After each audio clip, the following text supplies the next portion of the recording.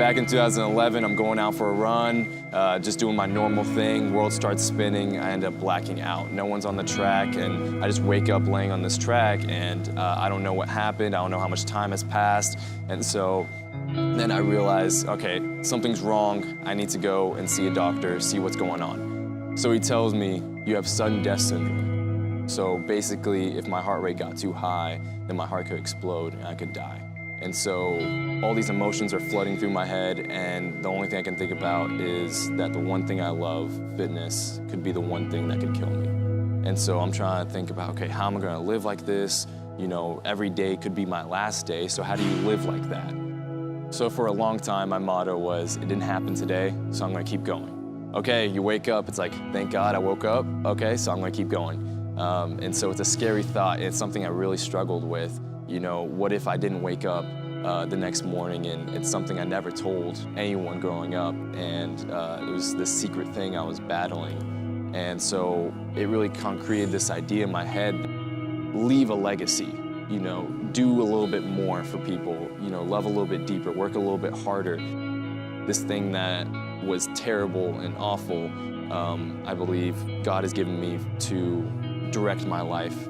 It didn't change me, it just revealed the stuff that I wasn't.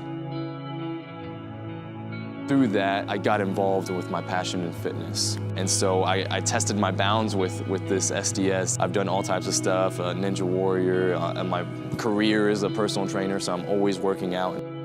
One of the leaders at CityMark, Virginia, started working here, and so I questioned her. I was like, hey, I see you're working at CityMark, tell me about it.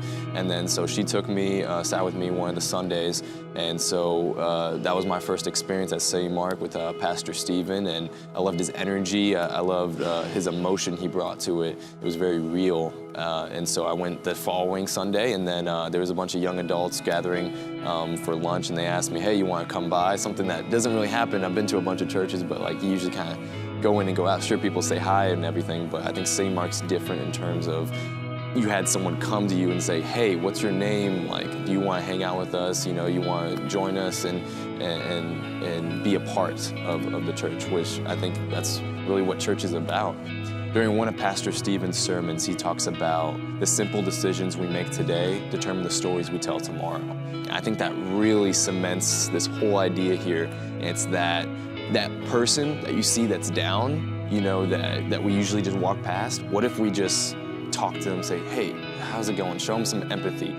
When I got SDS, I had this thought that if I died today, if I died tomorrow, would anyone care? Did I do enough to make a difference? And to me, that answer was no.